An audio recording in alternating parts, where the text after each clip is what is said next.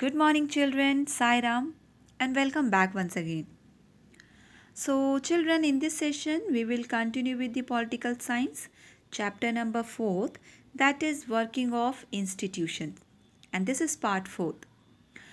Children, before moving ahead, let's take a quick recap what we have discussed in the previous video. So in previous video we have discussed about the political executive and the major powers and the function of prime minister, right? So first we have learned about the political executive. So as I told you children, in a democratic country, two categories mainly make up the executive.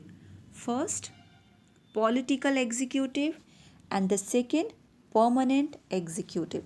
So let's differentiate between the political executive and the permanent executive. So first, political executive. If we talk about the tenure of the period, or we can say period. So political executives who are elected by the people for a specific period, right?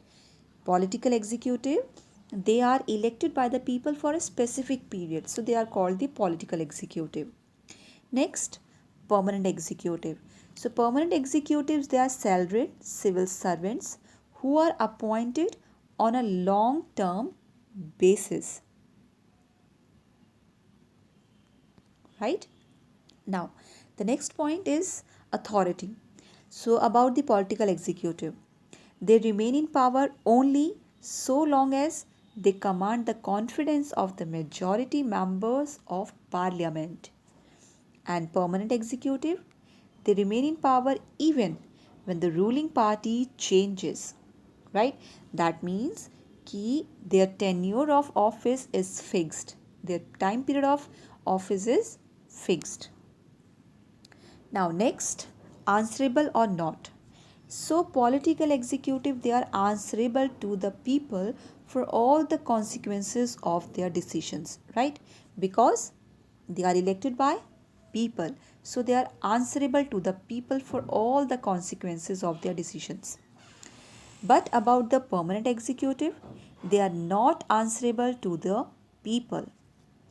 Political executive, for example, like the prime ministers, council of ministers, and so on. Okay, now permanent executive, basically the persons working in civil services, for example, IAS, IFS, IPS, etc. and etc.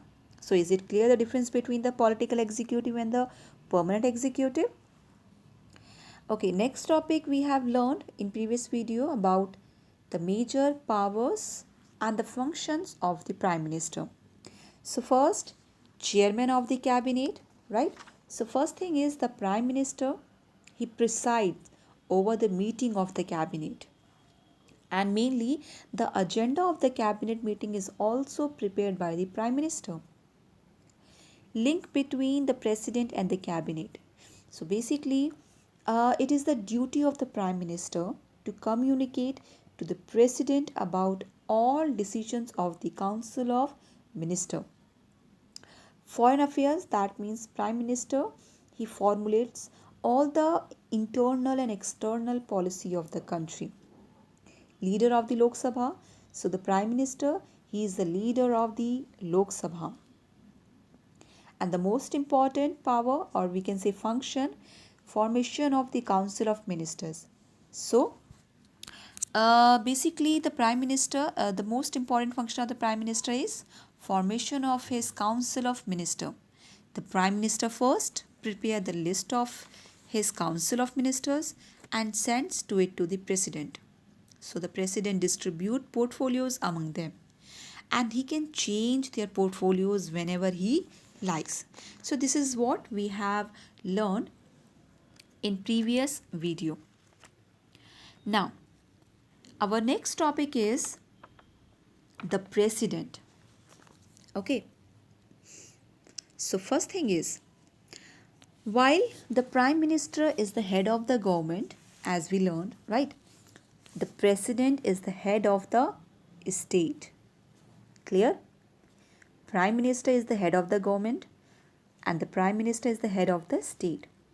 So in our political system, the head of the state exercises only nominal powers. Clear? So basically, the president, he just exercises only nominal powers. The president of India is like the Queen of Britain, whose functions are to a large extent ceremonial.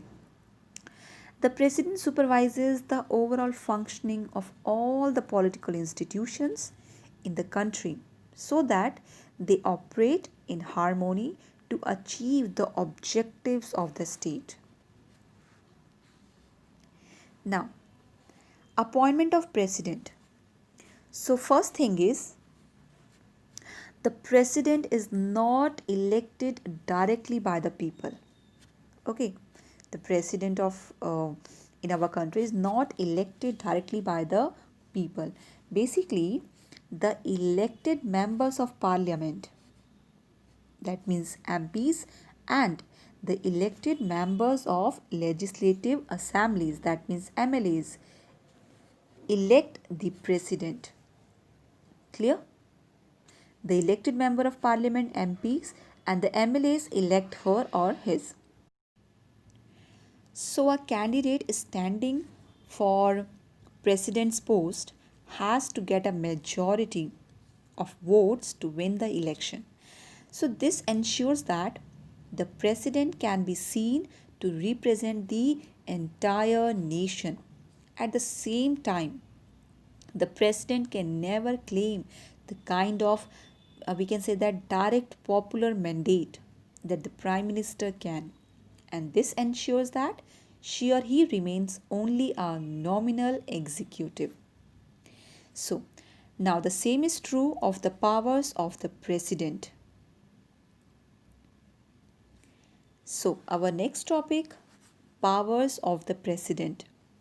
If you casually read the constitution, so you would think that there is nothing that he or she cannot do.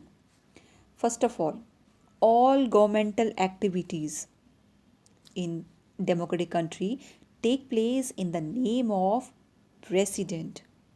Okay, all laws and major policy decisions of the government are issued in and her name. Clear? All the major orders of the government need the president's assent before they can be enacted. Is it clear?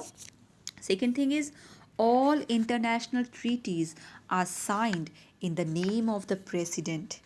Even president appoints the, first we have learned like the president appoints prime minister and he also appoint council of ministers. So along with president also appoints chief justice of India, chief justice of the high court, and the judges of the lower court. Clear? Even the governors of the state, the election commissioners, ambassador of other countries, etc. and etc. As I said, all international treaties and agreements are made in the name of the president.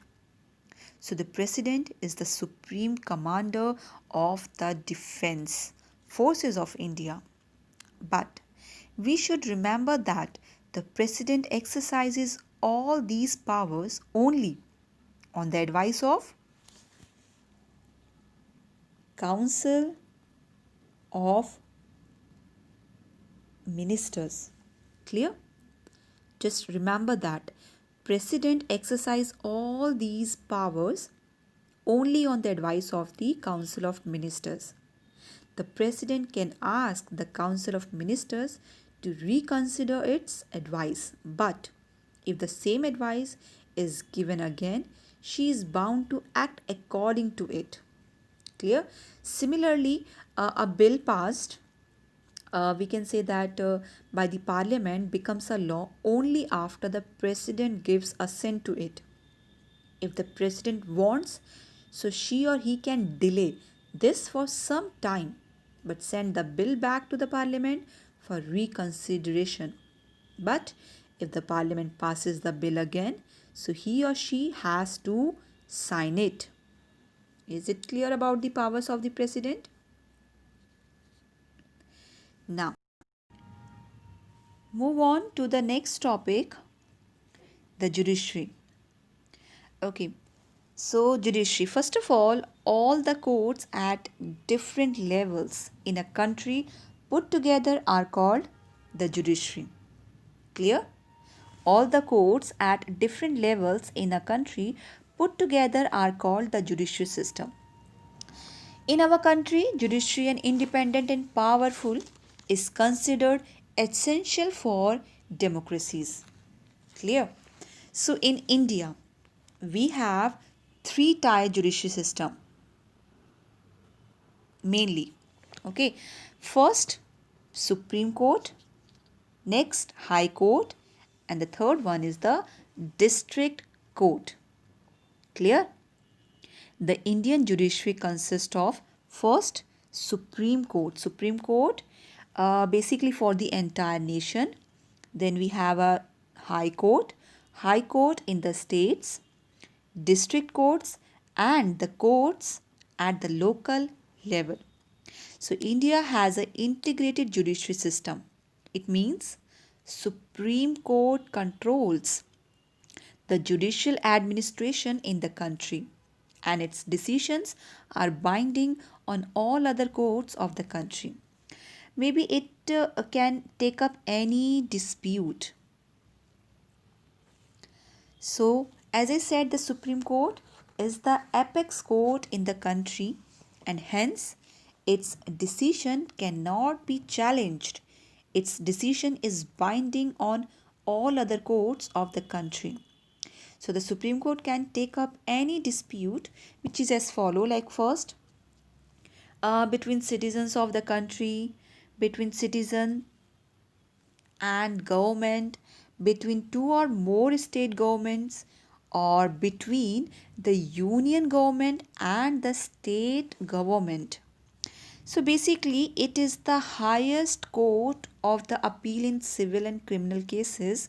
It can hear appeals against the decisions of the High Court. Clear?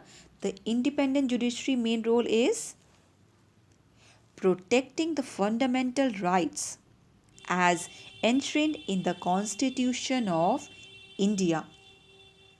Basically, if any law passed by the government at the center or state which is viewed as overlooking the fundamental tenets of the Constitution, so the, the Supreme Court has the right to revoke the law.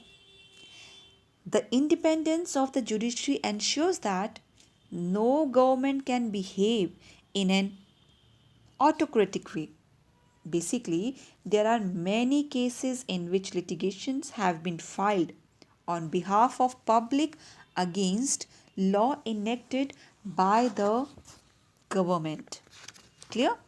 So basically, the powers and the independence of Indian judiciary allow it to act as the guardian of the fundamental rights. Clear? That is why the judiciary enjoys a high level of confidence among the people. So children, here we have completed this chapter, right? So we will meet again in next video with new chapter. Till then, take care. Have a nice day.